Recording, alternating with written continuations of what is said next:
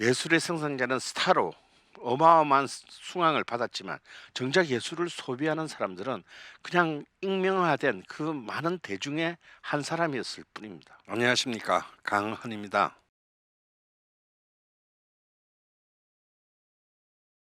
전례 없는 팬데믹의 상황은 우리가 지난 수십 년간 피땀 흘려 쌓아온 많은 성과들을 소리 없이 파괴시키고 있습니다.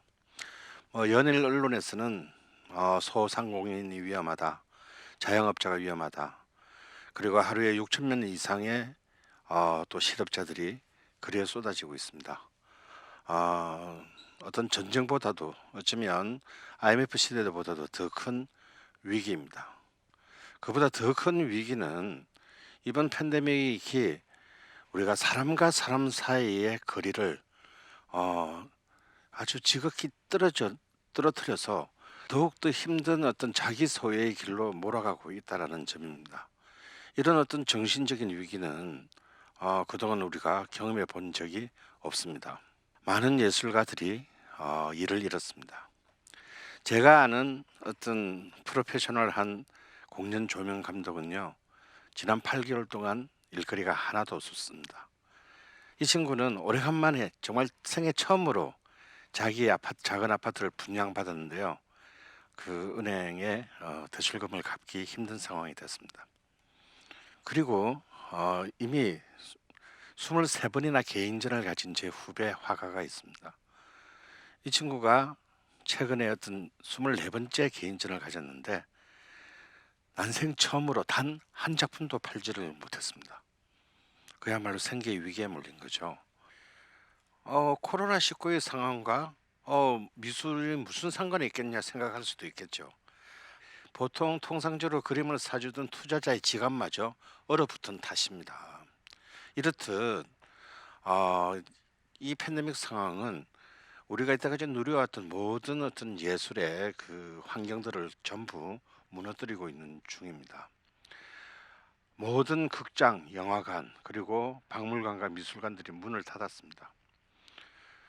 물론 이 과정에서 우리가 뭐 언택트다, 뭐 제로 컨택트다라고 얘기하면서 아주 이렇게 활황을 보이는 어떤 예술 분야도 있습니다. 가령 뭐 웹툰이라든지요, 뭐 아니면 이제 뭐 넷플릭스 같은 어떤 그런 미디어들은 사실 전례 없는 호황을 예상하고 있는 중입니다. 하지만 특히 무대를 중심으로 하는 오프라인 기반의 전통적인 모든 예술들은 그야말로 얼어붙은 상태이고요. 아까 제가 잠깐 말씀드렸듯이 그림 같은 굉장히 개인적 그림이나 문학 같은 굉장히 이렇게 개인적인 소비를 하는 그런 어떤 분야의 예술마저도 위축된 심리가 이런 분야에 대한 관심을 끄트리고 있는 중입니다. 그럼 우리는 이제 어떻게 해야 될까요? 이때까지 우리의 예술 정책은 크게 두 축에서 일어났습니다. 하나는 영화나 대중음악, 뭐 뮤지컬 같은 흔히 말하는 상업적인 어떤 영역의 예술들은 시장의 논리에 맡겨왔고, 연극이라든지 무용이라든지 또 뭐 전통 예술이라든지 이런 기초 예술 분야들은 어떤 공공의 어떤 그런 예술 지원에 의해서 지원과 보호와 육성에 의해서 어느 정도 균형을 맞춰 온 셈입니다. 그러나 지금 이 작금의 이 코로나 시대라는 상황은 그 모든 인프라들을 붕괴하고 있는 중입니다. 저는 여기서 우리는 새로운 어떤 발상의 전환이 필요하다. 예술을 그냥 지원하고 예술가를 보호하는 걸 넘어서서 정말 우리에게 문화란, 우리에게 예술이란 무엇인가를 근원적으로 사고해보는 발상의 전환이 필요하고, 그리고 이런 붙인다면 이 예술 뉴딜이라는 혁신적인 어떤 새로운 어떤 문화예술 정책이 필요하다라고 말씀드리고 싶습니다. 뉴딜이라고 한다면 우리가 익히 알고 있는 1929년에 미국 세계적인 대공황이 일어났을 때 루즈벨트 민주당 정부가 처한 어떤 그런 공공산업 진흥을 의미합니다. 우리는 그냥 뉴딜 정책하면 그냥 후보댐 같은 이런 이제 이른바 SOC 사회 그 간접 자본에 어마어마하게 투자하고 정부가 주도로 해서 이 고용을 창출해서 그 위기를 벗어난, 그렇게 해서 다시 그 공고한 미국 자본주의의 영광을 만들어낸 어떤 역사적인 사례라고 알고 있습니다. 그러나 우리가 여기서 간과해서는 안 되는 것은요. 그 당시 뉴딜 정책을 주도했던 공공사업진흥국 WPA에서는요. 놀랍게도 기초 분야의 모든 예술가들을 또한 지원했다는 사실입니다. 이 사실은 그렇게 널리 알려져 있지 않죠. 그들이 이미 1930대 초반부터 이 예술이라는 분야가 도로나 항만, 어떤 석유나 철도 같은 사회 기반 시설만큼이나 중요한 한 국가의 중요한 자산이며 그 기초 산업이라는 것을 인식했다라고 볼 수 있습니다.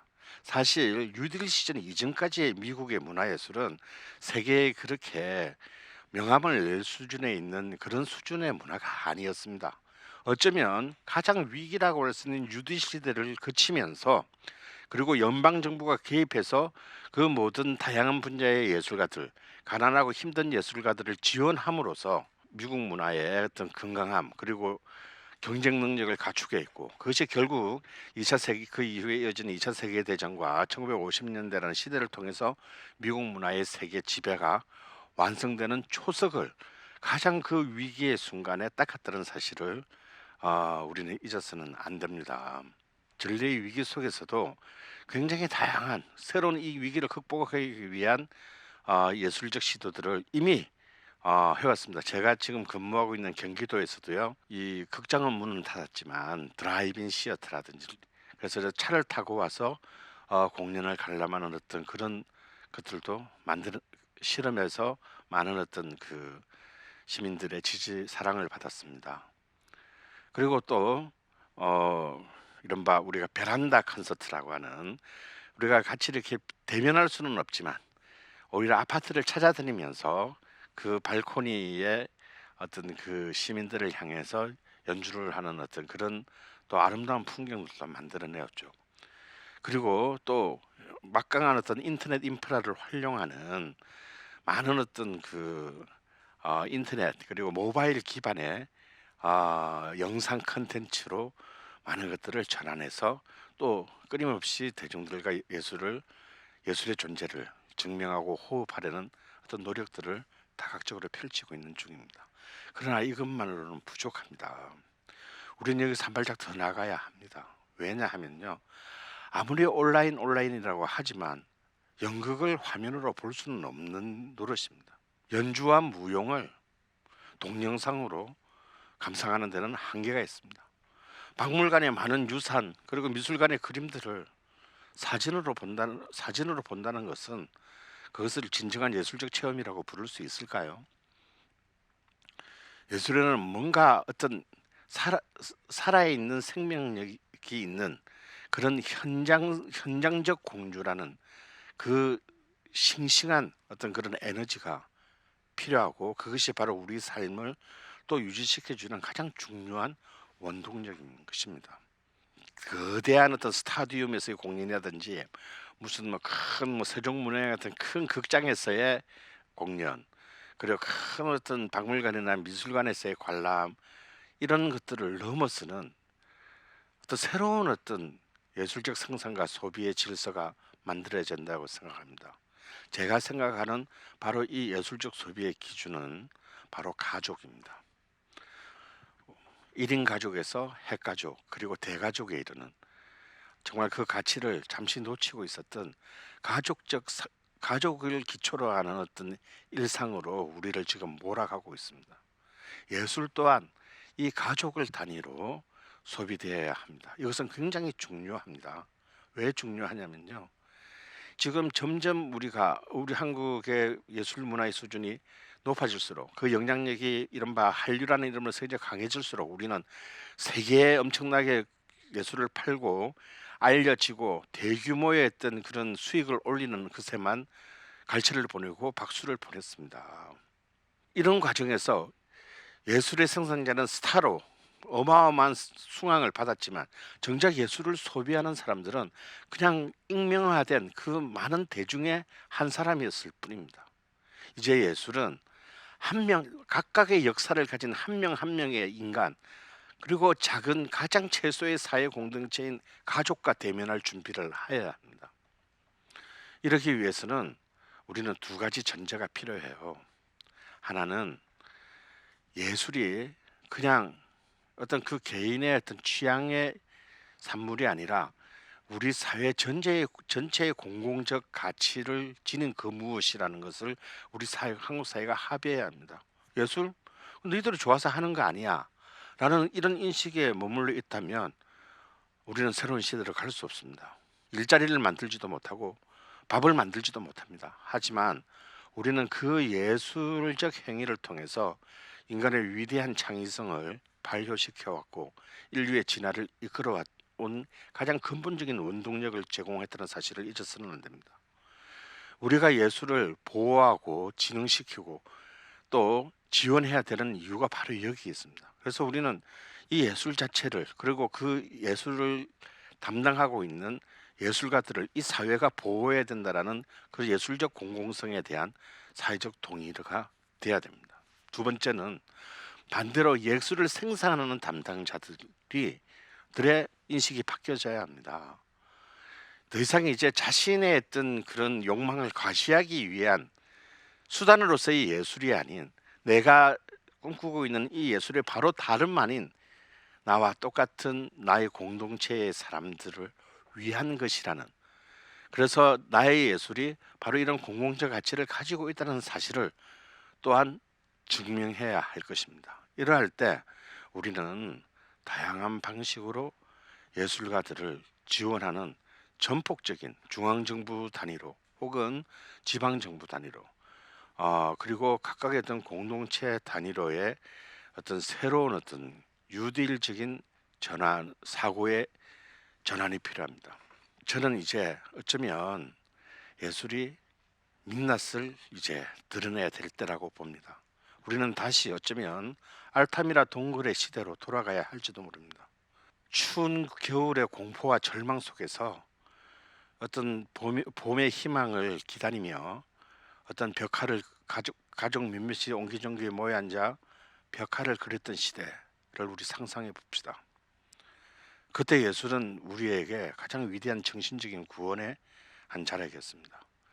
이제 예술가는 자신의 기술을 뽐내는 시대가 아니라 바로 그 예술을 같이 소비해주는 그 한 명의 가족 혹은 작은 두 명의 핵가족과, 그리고 그들의 역사와, 그리고 그 가족의 스토리와, 그리고 그 자신의 예술을 소비해주는 바로 그 소비자와 동등한 상호 주체성을 가지고 겸허하게 만나야 합니다. 어쩌면 이 과정을 통해서 예술가들은 새로운 예술의 본질을 깨달아가고 자신의 예술을 보다 더 높은 단계로 끌어올려 줄 수 있는 기회를 잡을지도 모르겠습니다. 그리고 1인 가족에서 대가족에 이르는 이 가족 단위는 바로 그 예술가를 가장 자신의 일상 속에서 대면함으로써 그 예술이 본래 가지고 있었던 이미 상품화된 예술이 아닌 예술 본연의 것들을 충분히 경험하고 공유할 수 있는 시대가 되어야 합니다. 이 모든 과정을 우리는 공공의 관점에서 지원하고 육성하고, 그리고 더 아름다운 시대로 가기 위한 이 위기를 기회로 바꾸는 사회적 노력이 필요합니다.